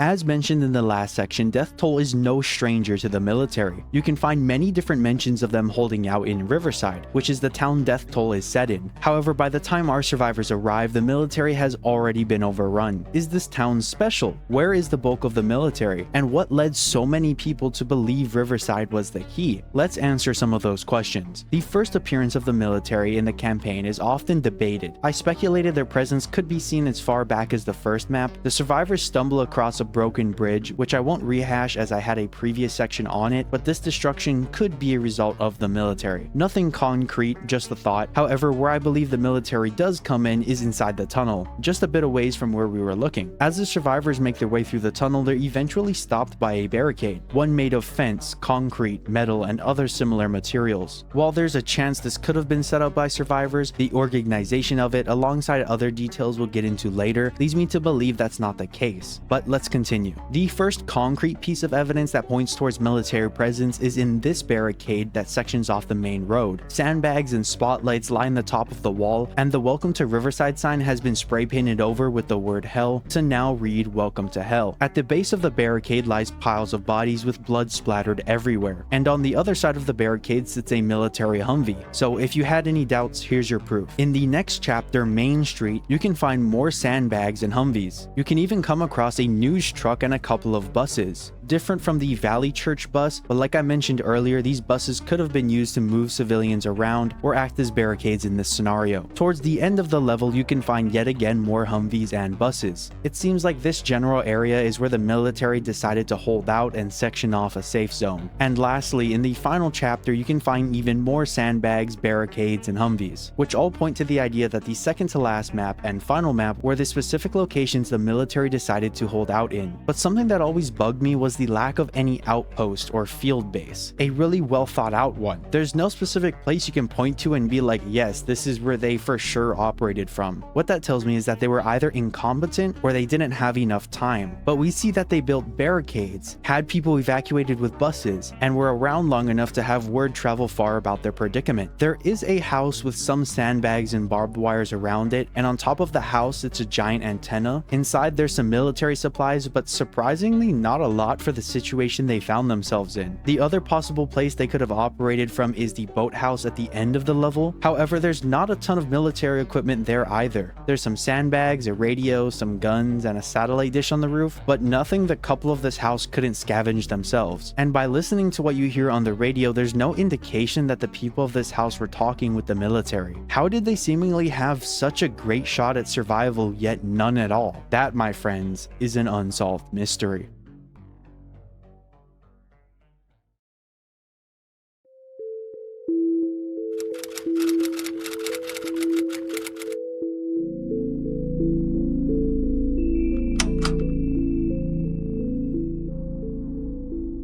This section is yet again another shorter one, so let's run right through this. This was also brought to my attention by one of my friends / Discord members, Payne, where he mentioned the CEDA zombies have a strange detail tied to them. You see, when Left 4 Dead 2 came out, the uncommon infected CEDA worker was added. In addition to their cool outfit, they have the unique ability to walk through fire unscathed, essentially becoming fireproof. But if you listen closely, when you shoot the zombies, you can sometimes hear air squeeze out of their suits, which leads me and my friends to ask, how did they get infected if their suits were airtight? Let's look into this. The first thing that came to mind was what the doctor said in the Sacrifice comic. He mentioned that the green flu is sometimes airborne and sometimes not. The part I want to focus on is that sometimes not part, because although at some points it's not airborne, it still needs some way to infect more hosts. While body fluids is the most reasonable explanation, I wouldn't be surprised if the green flu went foodborne at one point, and if a bunch of CEDA's food supply got contaminated, that would explain why so many of the workers have airtight suits on and yet are infected. Sure, I could see individuals succumbing to the infection in the normal way when they were outside their suit just to turn later, but that would be pretty hard to explain for every single individual. Another detail worth mentioning is that sometimes the suits don't make any noise, so it's not a 100% chance you hear air coming out of the suits, meaning not every CEDA worker's suit was airtight. There's a possibility it was punctured after they were infected, but my foodborne theory makes the mass amount of infected CEDA workers seem that much more believable to me.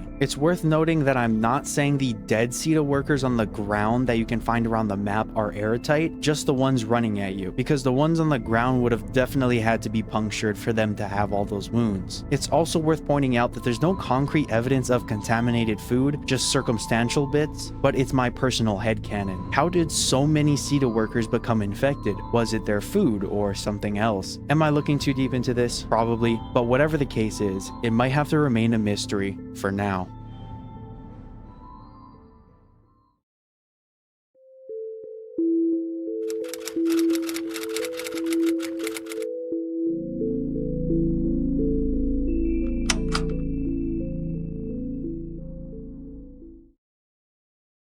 Dead Air is another favorite map of mine, and while talking with my friend Payne again, he brought up an interesting detail. If you go all the way to the finale of Dead Air and inspect the tail of the plane, you can see the letters ROKAF alongside the numbers 55 and 036. ROKAF stands for Republic of Korea Air Force. For the longest time, I've been asking the question, does the rest of the world know about the infection? And I think I might have just found my answer. But let's look back at the plane for a moment. Why would a Korean plane be chilling on the East Coast? And more importantly, how did it get here? There's a few possibilities, but they all hinge on the pilot. If the pilot is Korean or associated in some way, that'd be a clear indicator that this came straight from Korea. But based on his accent, it doesn't sound like that's the case. What I think is more likely is that this plane was supplied to the US by Korea to fend off the infection. But that would imply other nations, or at least Korea, are aware of the infection, which is something I've been trying to prove for some time now. Then there's the possibility that the pilot is a part of the US military, which would also support the theory that Korea is aiding the US, but there's no identifying information about the pilot that I can find to come to that conclusion. Based on the way the pilot talks when our survivors meet up with him, I believe this was just some citizen that somehow got their hands on a plane and knew what they were doing enough to fly it around. Let's assume for a second that the theory I've been speculating upon is true, that Korea and possibly other nations are aiding the US with supplies. It makes sense. It's not incredibly outlandish either. The United States would be so thinly stretched at this point that they'd be willing to use all the help they can get. And as other countries look at the devastating damage the infection brings, it's not crazy to think they'd want to contain or destroy it in the US, making sure to not give it a chance to spread any further, possibly into their country. Side note, my friend Payne also brought up the APC, which is the vehicle you get rescued in at the end of Blood Harvest. According to him, there's some non-English characters on the side of the vehicle, which could imply that this was also from another country, but after doing some research, it seems like this model was messed around with a lot during production, so it's hard to say for sure, but I wanted to point that out. Is the military just using old gifts they got from other countries? Were these vehicles given to the US intentionally because of the infection? We may never know.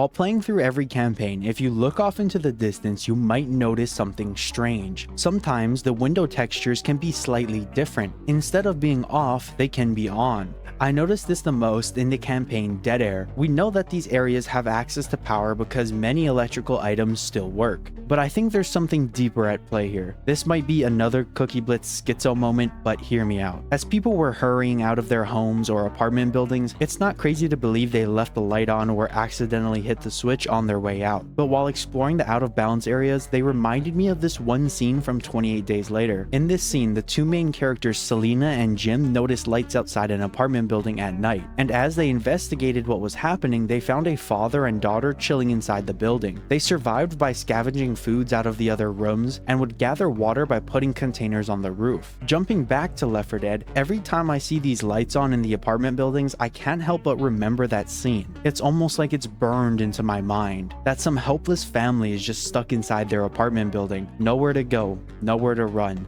just surviving. A truly horrible existence. At the end of the day, it's just a texture, but it stands as a testament to Valve's storytelling capabilities. In fact, for those of you who don't know, Left 4 Dead is heavily inspired by 28 Days Later, so I wouldn't be surprised if they added this as a slight nod to that scene. Another thing that's interesting to think about is the fact that we, the players, always assume the areas we fight through have been completely overrun, and this slight detail challenges that thought in a really nice way, where before we thought our survivors were just a couple of lone wolves, but now they might not be as alone as we thought. I might be looking too much into it, but who really knows the truth? Are those buildings empty? Are there people just chilling in there? We may never know.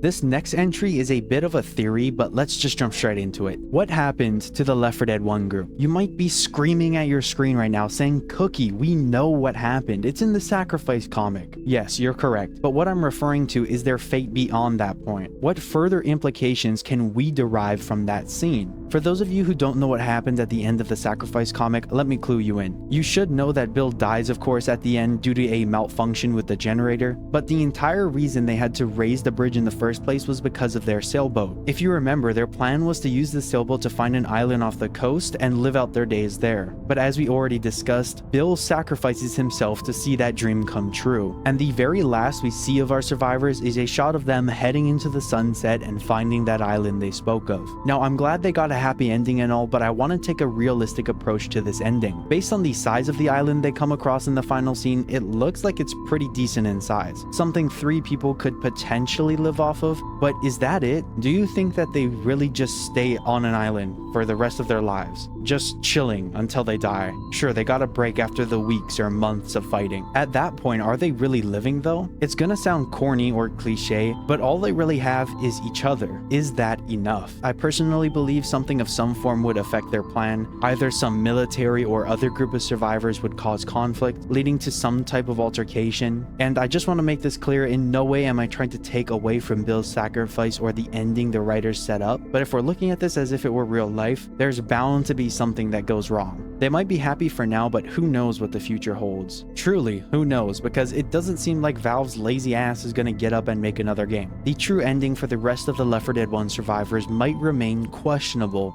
for now. Shout out to War Thunder again for sponsoring today's video. Make sure to check War Thunder out now for free on PC, PlayStation, Xbox, or on mobile, and use my links in the pinned comment or video description to register. For those of you who are new or haven't played in 6 months, we'll also receive a massive bonus pack across PC and console, including multiple premium vehicles, in-game currency, and more. Thank you guys so much for watching this long video. Remember to leave a like and subscribe if you really enjoyed it. This doesn't mark the end of this series, as I might return to it in the future at some point, but stay tuned. And I wanted to do a Q&A at the end to answer some questions fans have been asking, so let's just jump straight into the questions. Felony Guy from YouTube asks, when did I discover Left 4 Dead? Now, I've said this in my videos before, but I discovered Left 4 Dead all the way back in like kindergarten or preschool. And just for reference, I'm in college now, so I've been playing it for quite a long time.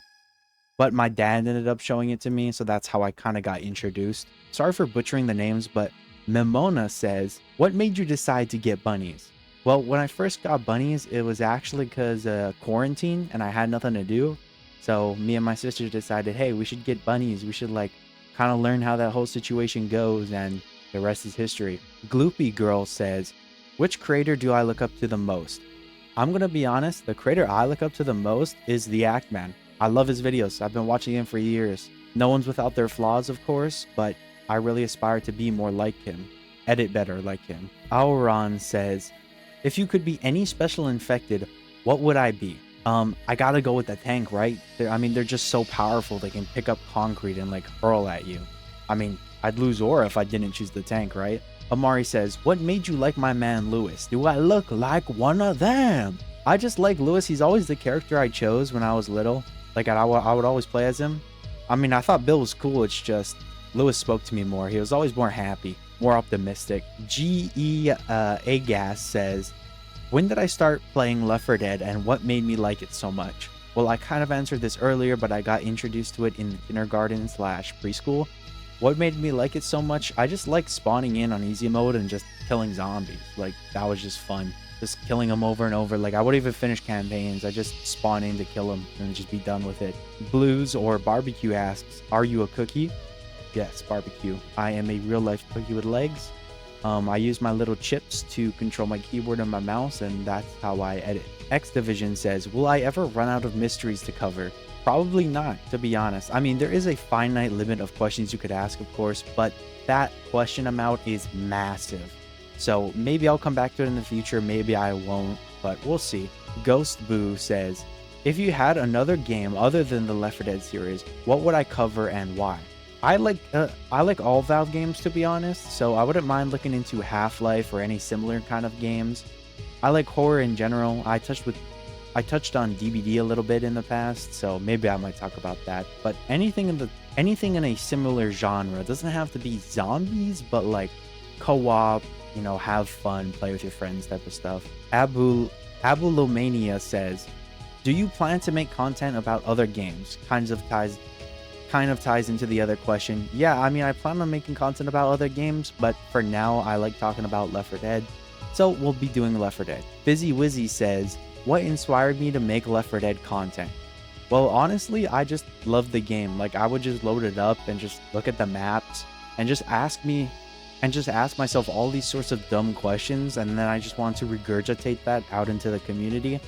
And if you look at my old series, that's literally what I did. Unscripted, just walking around saying random stuff. So it's just the weirdness and the mystery behind the game that really made me want to question it and put those questions out there. Edgy Boy says, are you a rabbit? Well, I thought the day would never come when y'all finally revealed my persona, my real persona, that of a giant hare. But there's gonna be a day for everything, isn't there? All right, now jumping to questions from my Discord, we have Coley Bear. What map would you pick to survive on if Left 4 Dead was real life? What map would I pick? Honestly, I don't know. I mean, they're all overrun, so it's not like I have very many choices to pick from. But I personally like No Mercy. I don't think you can go wrong with No Mercy. Dead Air is pretty cool. Dead Air has a lot of cityscape where you can kind of just loot. I mean, most of it's on fire, but, you know, it's better than no loot. Nuclear Boy asks, what would I like to see from a hypothetical third installment? What would I want to see? Honestly, just more of the same stuff. Like, keep the base version of the game the same.